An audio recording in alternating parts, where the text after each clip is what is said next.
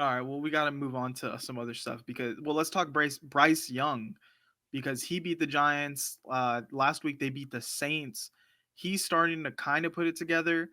I mean, he only threw for 126 yards and a touchdown, and it was the Dennis Allen flop Saints, and now the Daniel Jones terrible Giants. They won by 3.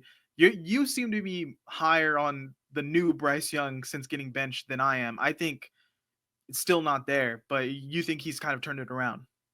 I think he has turned it around a little bit more. I think he's gotten his confidence back. I mean, realistically, he knows like the worst thing has already happened to me. I've been benched. I've been humiliated. They've already said I'm not good enough. And now that I have my shot again, I'm just going to play what I know I can do. And he is still playing a bit conservative, but you're seeing him start to open up a little bit more. And on top of that, he is feeding off of what Chuba Hubbard is doing. Chuba Hubbard went out and got paid and then just goes out there and continues to ball out. So he is feeling a little bit more confident in that Panthers offense. And I think for the Panthers, that's perfect. Great. We've seen some life in him. Maybe we can flip him now this offseason. Or maybe we're like, okay, we can work with this. And if we build around him a little bit more, we can figure out what we can do for the next couple of years. Or we're just going to ship him out and we're going to get what we can for him because he's now looking a lot better. And you're not going to tell me that someone else in the league, there were 7 teams calling for him when he got benched the first times. This offseason, there would be people lining up to go after Bryce Young.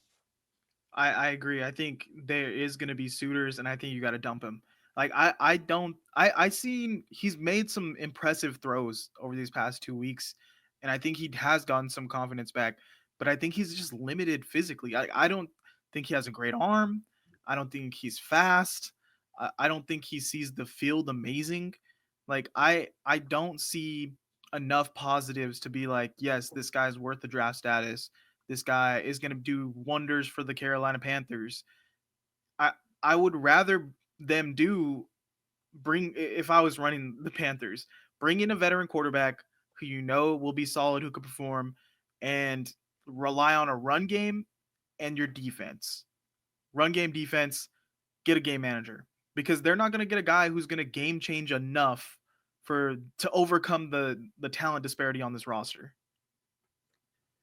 Yeah, I can see that for sure. And I think too, if you're Canales, like you have a limited window and you have to get wins like in your second year. If not, there's going to be a narrative about you being just not good enough. So you got to figure out something. I think they do move off of him. I think that there is a plethora of teams that are going to be very interested in this guy because realistically, Bryce Young was one of the best quarterbacks in college football. I just don't think all of that skill just goes away and evaporates immediately. I think now we're starting to see a little bit more of that skill on display, that he has a little bit more confidence and is playing like, okay, a little bit more carefree football. And if someone just believes in him a little bit more and puts the pieces around him and like, hey, really nurtures that, we can see what he can actually do. Because we've seen it again with another Alabama quarterback in Tua Tagovailoa. And I know this is a guy that realistically a lot of people, have their if, ands, or buts about, but realistically, Brian Flores thought that he was a trash quarterback.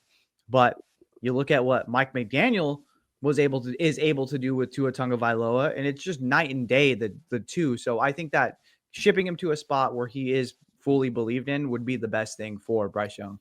I'm going to push back a little bit on the Tua thing, and I'm going to say, as a Tua fantasy owner this season, and my team name being based off Tua, he is a trash quarterback.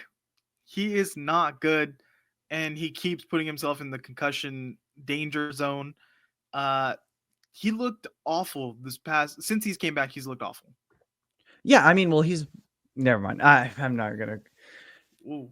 pre-injury. Yeah, He was good. That's what got him paid. He was balling out. I'm talking about that. The going from Brian Flores not believing in him to Mike McDaniel believing in him. Those were 2 night and day quarterbacks. You got to admit that. yeah, no, definitely. But he's definitely fallen off, and he just Well, holds the yeah. ball he holds the ball ridiculously long for no reason. He's running back into defensive linemen instead of just rolling out and throwing the ball away. He's fumbling. He's throwing terrible picks. Yeah, yeah. It's a bad time to be my fantasy team. Um, but Brain injuries are serious. let's That's move it. That's on. all.